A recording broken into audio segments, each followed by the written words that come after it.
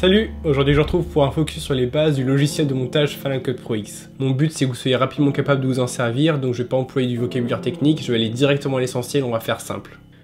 Ok, donc dans Final Cut Pro, ici on a la partie où on va mettre tout notre contenu, les éléments qu'on veut insérer dans la vidéo. Ici ça sera la partie où on voit le résultat en direct, le résultat de tous les montages qu'on a fait. Ici on a les paramètres, ici l'insertion d'effets, de transition, de son, de titres, etc. Et ici on a en fait toute l'architecture de notre vidéo, donc on verra tous les plans avec les effets qui sont appliqués dessus, les sons, voilà, tout ensemble. Donc on va commencer par créer un nouvel événement. Donc ici on va faire exemple. Tac. Ok. Voilà, donc ça nous a créé un événement dans lequel on va insérer donc tout le contenu qu'on a envie de mettre dans la vidéo. Donc ici, j'ai déjà préparé mes contenus. Hop, juste aller glisser dedans et hop, ça insère. Donc maintenant, ce qu'on va faire, c'est créer un projet. Donc clic droit, nouveau projet. Hop. Ce qui va nous permettre en fait de créer une vidéo à partir de ce contenu. Donc là, on voit ici le projet, notre contenu, nos plans qui s'affichent en dessous. Voilà, on peut commencer à travailler dedans. Je vais commencer par insérer les plans qui m'intéressent. Donc là, cette vidéo-là, plus ce son-là, parce que je sais que c'est les deux qui sont reliés ensemble. Hop, ça c'est le son de cette vidéo-là. Ici en bas, on peut dézoomer quand on en a besoin. Donc là, j'ai ma vidéo et ici mon son. Et l'objectif c'est de les synchroniser, parce que donc là sur la vidéo c'est le micro interne de mon réflexe qui est de micro de mauvaise qualité, et là j'ai mon micro externe. J'ai déjà repéré en avance que la partie mon plan réussi correspondait à ce moment là. Donc pour synchroniser, je vais essayer de faire que les formes en haut et en bas soient au même endroit, ce qui me paraît plutôt bon. Voilà. Après on peut essayer en coupant le son et on voit si les lèvres bougent au bon moment par rapport à ce qu'on entend. Voilà, donc ça c'est bon. Là ce qu'on voit ici c'est le travail en arrière-plan pour appliquer les changements que j'ai effectués sur la vidéo. Donc quand le chargement sera à 100%, quand il sera terminé, ça voudra dire que donc, tout le travail est fini. La vidéo sera donc pas saccadée, tout est bien appliqué. Donc ce que je vais faire, c'est que je veux relier ces deux fichiers ensemble, pour que quand j'en modifie un, tout reste bien ensemble, rien ne bouge. Donc ce que je fais, c'est que je clique droit, je les sélectionne tous les deux, je clique droit, nouveau plan composé, hop, on le crée, et voilà, tout est relié ensemble. Et maintenant, je voulais garder juste cette partie-là de la vidéo. Ce que je vais donc faire, c'est que je vais couper. Donc vous avez accès aux différents outils à ce niveau-là, mais le plus rapide c'est de directement retenir les raccourcis clavier. Donc pour couper c'est le B, on voit que ça se transforme en lame de cutter, et pour sélectionner c'est le A. Donc toujours avoir la main sur le A, le B, on alterne souvent entre les deux. Tac, on coupe ici, et ici. Une autre possibilité, une autre possibilité ça serait par exemple, quand on est au niveau de la fin d'un plan, on peut aussi se mettre sur la limite, et là, retirer du contenu comme ça, c'est une autre possibilité. Mais généralement ce que je fais c'est que je hop B, je coupe à nouveau sur A pour sélectionner et je retire directement. C'est généralement plus rapide quand le plan est assez long. Tac, on supprime l'autre côté aussi, on se retrouve plus qu'avec ce qui nous intéresse. Un autre raccourci très pratique, c'est quand par exemple on a deux plans et on ne sait pas lequel est le mieux. Par exemple si on a fait deux prises d'une même scène, c'est les superposer. Et après avec le raccourci V, touche V, on peut activer ou désactiver le plan. Donc là quand il s'assombrit c'est qu'il est désactivé, ce qui fait que ça me permet de pouvoir comparer deux scènes. Alors ensuite si je veux rajouter une musique, c'est toujours la même chose, on glisse, on insère, et voilà.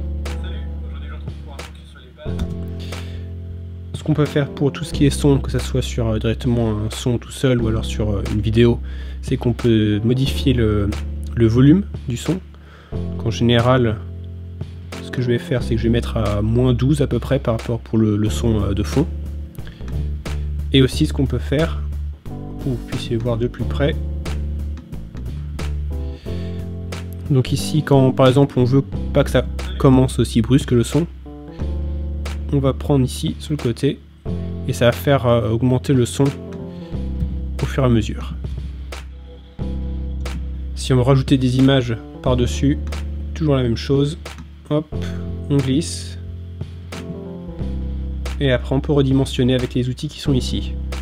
Donc on a ça pour transformer, donc ce qui correspond à changer la taille, l'orientation, l'inclinaison, le recadrage pour renier et distorsion, voilà, pour changer un peu la forme. Donc moi ce que je vais faire, c'est changer la dimension. Hop, on diminue ça. On glisse, on place là où on veut. Et voilà, comme je vous l'ai dit au début de la vidéo, on a ici sur le côté les paramètres. On va en voir quelques-uns, notamment l'opacité. Voilà, c'est la transparence en fait de notre objet. À 0, on ne voit pas à 100%, il est totalement visible. Donc on peut le diminuer un peu, voilà, quand on a envie de le rendre moins visible. On peut aussi rajouter, donc avec ce qu'on a vu ici, des effets, des images, des sons, des transitions, des titres, etc. Et voilà, on a plein d'effets qui peuvent être utilisés, qu'on pourra voir dans d'autres vidéos de manière plus précise. Et on a aussi ici après les effets audio, qui peuvent par exemple aider à améliorer le son d'une voix. Donc, par exemple, si je vais sur améliorer voix off, je peux le glisser sur le plan. Et voilà, ça va faire quelques petits traitements. Après, on aime ou on n'aime pas, ça dépend du rendu qu'on peut après modifier. En cliquant donc sur la vidéo. Ensuite, sur les paramètres, on va aller sur la partie audio. Et on voit ici notre effet qui est maintenant apparent. On peut désactiver en cliquant sur ce petit carré bleu. Donc voilà, on a des pré-réglages. Je vais pas faire de présentation de cet effet là que j'utilise pas forcément. Mais voilà, c'est un peu le principe. Quand on ajoute des effets, ensuite ils se retrouvent ici dans les paramètres et on accède à toutes les modifications possibles. Moi ce que je vais faire, c'est que je vais rajouter un titre. Hop, par exemple, machine à écrire. On a juste à glisser. Voilà, on a notre titre qui est maintenant à cet endroit-là. On peut directement en double-cliquant accéder à la modification de ce titre. Donc titre, je modifie, je rajoute Final Cut Pro X. On a tous les paramètres qu'on peut voir, la police d'écriture, tout ce qui est au niveau taille, interligne, suivi, tout ça faut regarder par soi-même. Ce qu'on peut faire également, c'est changer la vitesse d'un plan. Donc, par exemple ici, je vais sélectionner ce plan et je vais aller sur ce petit logo là de compteur vitesse. Hop, et je vais faire par exemple rapide. Hop, x2. Sachant qu'après on peut bien sûr toujours modifier manuellement la longueur, donc la vitesse. Donc on peut vraiment accélérer ou alors ralentir. On peut également inverser le plan. Enfin voilà, tout va être à l'envers. On peut faire pas mal de choses, il suffit un peu de regarder dans les menus. Et voilà, de manière générale, ici ça concerne tout ce qui est au niveau vitesse, sens de la vidéo. Je vais vous montrer aussi les transitions qu'on a ici. Donc voilà, par exemple cette atténuation colorée ici. On peut tout simplement faire un dégradé vers les noirs. Voilà, que moi en général j'utilise en fin de vidéo, que je mets ici. Bien sûr, après on peut faire un dégradé vers le noir plus ou moins rapide. Voilà, ici il est plutôt long. Si je veux quelque chose de plus court, j'ai juste à faire ça. Voilà. Sachant que ma caméra me donne un rendu vidéo relativement neutre, j'ai fait des réglages pour ça. Il faut que je fasse ensuite un réglage de couleur.